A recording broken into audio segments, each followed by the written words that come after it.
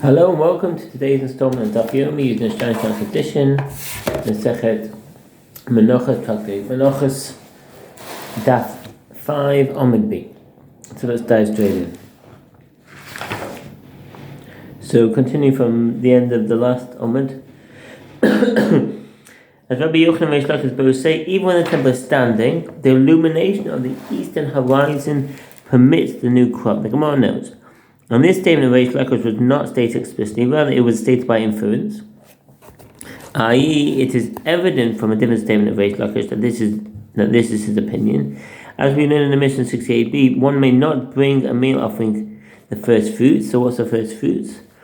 In the footnote here, Ein Mevim Menachos Daf. Standard meal offerings that accompany the libation of slaughtered offerings and first fruits may not be brought from the new crop before the offering of the Omer. If one sacrifices any of these from the new crop, the Omer is not valid. Furthermore, one may not bring an offering from a new crop before the sacrifice of the 2 loaves abam nisho. If he did so, it is valid. That's in Ram Sefer Zerayim Hilchot Bekurim 2:6 and Sefer Vod Hilchot Tamidim Mustafim 7:17. The obligation to bring first fruit to the temple is stated in the Torah, Deuteronomy 26:1-11, and is discussed in great detail in Tractate Bekurim in both the Mishnah and in the Jerusalem Talmud. This mitzvah involves the bringing of a small amount of first fruits, 1/60th of the harvest, before Terum is separated from the crop. The first fruits must be brought from the 7 types of fruit which Eretz Yisrael is praised, see Deuteronomy 8:8, all the way to the temple in Jerusalem. A large festive ceremony accompanied the procession of the first fruits to the city. The owner of the fruit would bring his basket up to the altar, where he would wave it and recite the prayers of praise and thanksgiving that appear in the Torah. At this stage of the ritual, the status of the first fruits became like that of teruma, and the fruits became the property of the priest, or meal offering brought with the libation accompanying the animal offering from the new crop prior to the sacrifice of the Omer. The Gemara interrupts the citation of the Mishnah to add that the reason that we require that an offering be from the well-watered pastures of Israel, i.e., it must be brought from that which is permitted to the Jewish people, and the new crop has not been permitted to them. The Mishnah concludes, and if he brought these offerings from the new crop, they are unfit. The Mishnah continues, after the Omer, but prior to the loaves, one may not bring. Kodem lishte halechem lo yovi v'chulu. Just as the Omer offering permits the new crop for consumption, the 2 loaves sacrifice will permit the sacrifice of offerings from the new crop, as the verse states. And on the day of the first fruits, when you bring a new meal offering for the Lord, Numbers 28:26, which indicates that the meal offering brought on Shavuot must be new, i.e., the first brought from the new crop. Alternatively, the verse as an offering of first fruits, Leviticus 2:12, is the source for this halacha. First, see commentary to Rashba. In any event, a meal offering that was brought from the new crop before the 2 loaves were sacrificed is valid, as new crop was only permitted to Jews for consumption in 68b. These offerings from the new crop. The Gemara explained that this is because the 2 loaves are called first fruits, and therefore they should precede all the offerings from the new crop. And the Mishnah adds, but if he brought those offerings from the new crop, they are fit. And Rav Yitzchak says that Rav Lakish says, the sages taught that a meal offering that was bought from the new crop before the Omer offering is disqualified only if it is bought on the 15th of Nisan. But if it was on the 16th, and even if he bought it prior to the Omer meal offering, it is valid. He continues, and this statement poses a difficulty for me. Why should meal offerings be valid when sacrificed on the 16th if they were sacrificed before the Omer meal offering? Let them be considered like offerings whose time has not yet arrived. The Gemara comments upon Reish Lakish holds that the illumination of the eastern horizon permits the new crop. The Gemara previously cited the opinion of Rav that an Omer meal offering from which a handful is removed not for its own sake is disqualified. The Gemara also cited the opinion of Reish Lakish that this meal offering is valid, but another Omer meal offering is necessary to permit the new crop for consumption. And Rav says, with regard to an Omer meal offering from which the priest removed a handful not for its own sake, an Omer meal offering from which a priest removed a handful not for its own sake is valid, and its remainder is consumed. and it does not render another meal offering to render it permitted for consumption.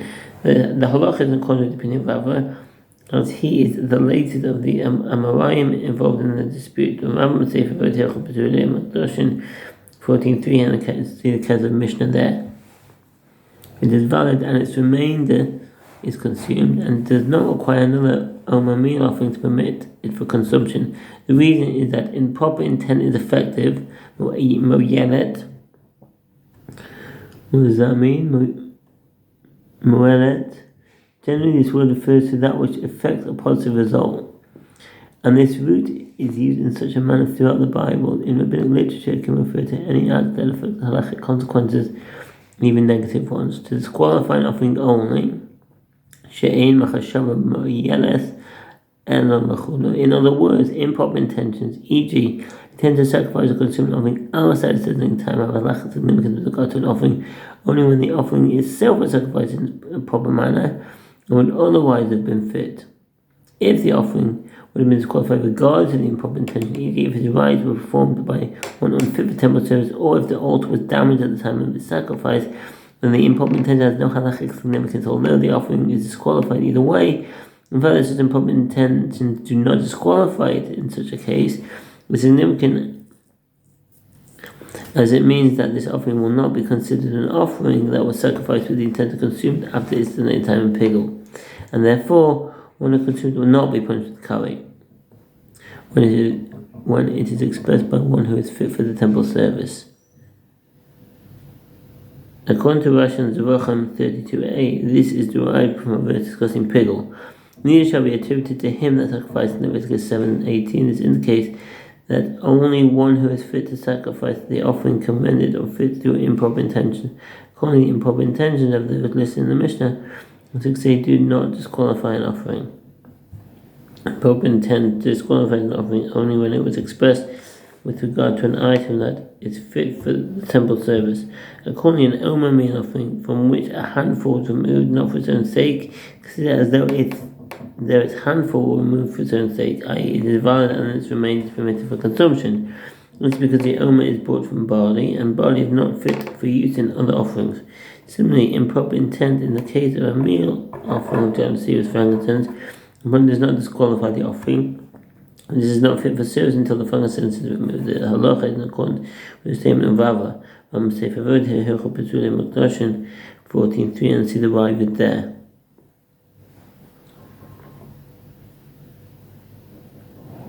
And in a place that is fit for temple service.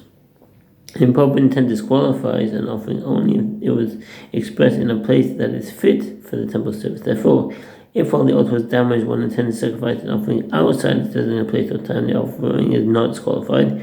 The damaged altar is unfit for temple service. Similarly, if one removed a handful from a meal offering outside the temple courtyard with the intention to sacrifice it outside the designated place or time, his intention has no effect. And that's from the Rambam Sefer Menachos 14:4. Rava elaborates, the condition that improper intent disqualifies only when expressed by one who is fit for the temple service to exclude the intent of a blemished priest. One who is disqualified from performing the temple service. The condition that it disqualifies only when expressed with regard to an item that is fit for the temple service exclude a meal offering which is generally unfit for temple service, as it is a novelty in that it is brought from barley, whereas most meal offerings are brought from wheat. And finally, the condition that it disqualifies only when expressed in a place that fit for temple service serves to exclude sacrificial rites that were performed with improper intent while the altar was damaged. At such a time, improper intent does not disqualify an offering, and therefore, if the altar is repaired on the same day, offering may be sacrificed upon the altar. The Gemara discusses the prohibition against sacrificing an item that is prohibited to Jewish people. The sages taught in a Braita, derived from passages in the Torah that discusses burnt offerings. You shall bring your offering from the cattle, even from the herd or from the flock. Leviticus 1:2. That certain animals are prohibited for sacrifice upon the altar. Deuteronomy 28:8. When it states later in the next verse, if his offering is a burnt offering of the herd, Leviticus 1:3, that this is difficult. There's no need for the verse to state this, as it was already written earlier. Rather, it serves to exclude the animal with a wound that would cause it to die within 12 months to Ephah. It's prohibited to sacrifice upon the altar an animal with a wound that will cause it to die within 12 months. 2:10. Treif, generally speaking, treif is an animal suffering from a condition that will cause it to die within 12 months. It is prohibited by Torah to eat an animal that has been injured in this manner or stricken with a disease of this nature, although the source for this prohibition is a matter of dispute. Some authorities cite the verse, "You shall not eat any flesh that is torn of beasts in the field," Exodus 22:30, while others suggest you shall not eat of anything that died of itself, Numbers 14:21. According to some commentaries, both verses together serve as a source for the prohibition Menachos Daf from being brought as an offering. The brighter questions the need for this derivation, but could this not be derived through an a fortiori inference? And if a blemished animal is permitted to an ordinary person, hediot, what's an ordinary person? Hediot, from the Greek idiotes, refers to a common person who holds no position of authority. In the Gemara, it is used in several ways. It can mean an ordinary priest as opposed to a high priest, or a commoner as opposed to a king. It can refer to private property as opposed to consecrated property. For consumption, nevertheless, prohibited as an offering for the Most High, see Leviticus 22:19. Then certainly with regard to a terefa, which is forbidden to an ordinary person for consumption, see Exodus 22:30. It is not logical that it is prohibited for the Most High. The Brisa responds, fat, chalef, and blood prove that this fortiori inference is not valid, as they are forbidden to an ordinary person, and yet they are permitted for the Most High. The Brisa rejects the suggestion. What is notable about fat and blood, they are notable in that they come from an item that is generally permitted, i.e. the animal from which they come is itself permitted for consumption. Will you say the same with regard to a terefa, which is entirely forbidden for eating and therefore should not be permitted for the Most High? And by its response, the pinching of bird offering will prove that one can derive by means of fortiori inference that a terefa is disqualified. As a bird killed by pinching of its nape is also entirely forbidden, and yet although it is forbidden for consumption to an ordinary person, as it is rendered a carcass, it is nevertheless permitted for the Most High, as bird offerings are killed by the pinching of their napes. The verse is therefore necessary to disqualify terefa. The Bride rejects this suggestion as well.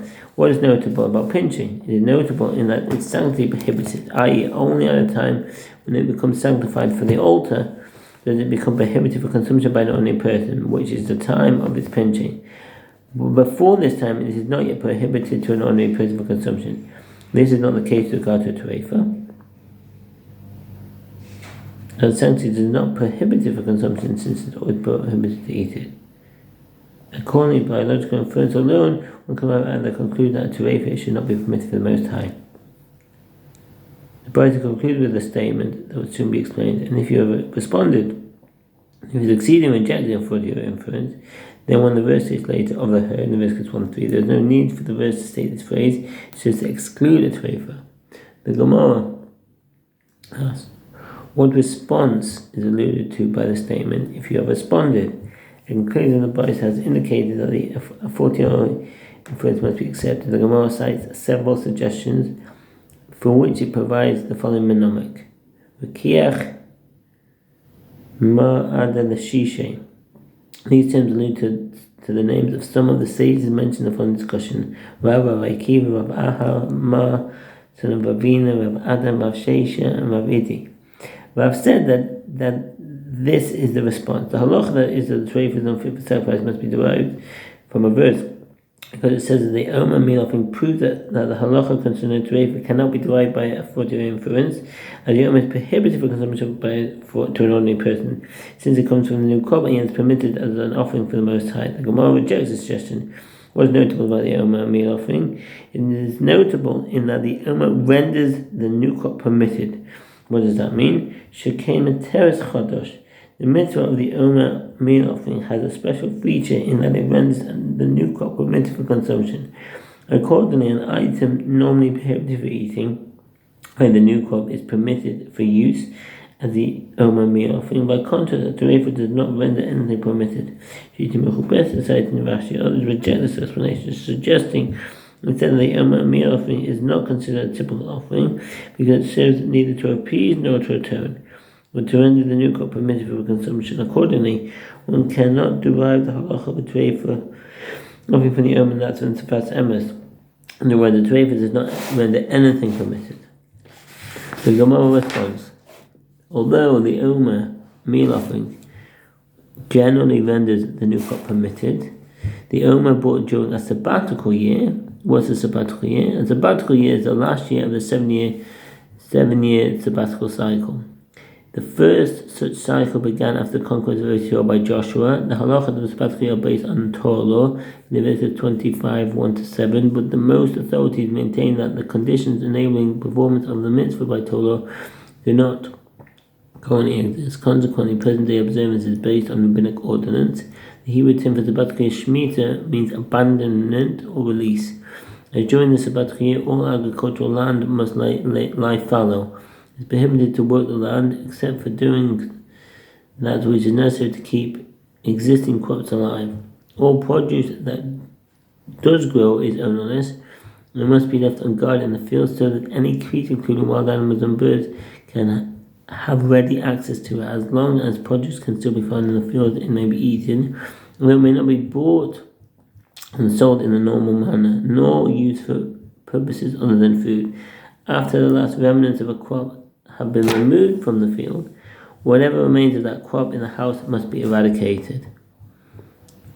The Gemara responds, nevertheless, in according to the opinion of Rabbi Akiva, who says that Sefichin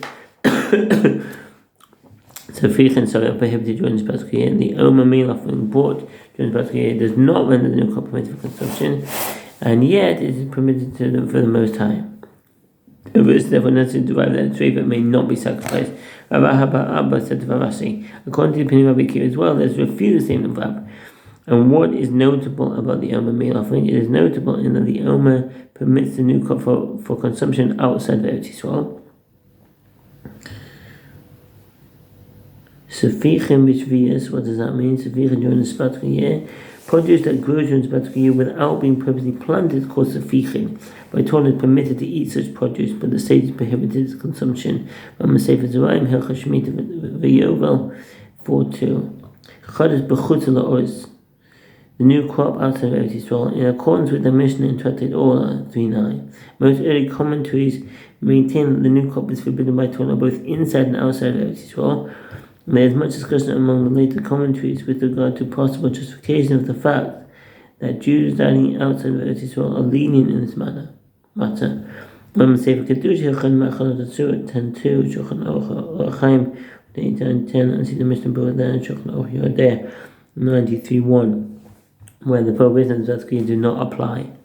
Even according to the one who says that consumption of produce from the new crop growing outside of Eretz Yisrael is not prohibited by Torah law, the statement can be refuted in another manner. What's notable about the Omer meal offering? Notable in that the Omer comes to permit a prohibition that applies to a substance that was previously within it, i.e. the burning upon the altar of a handful of the Omer meal offering, when rendered the meal offering permitted to the priest,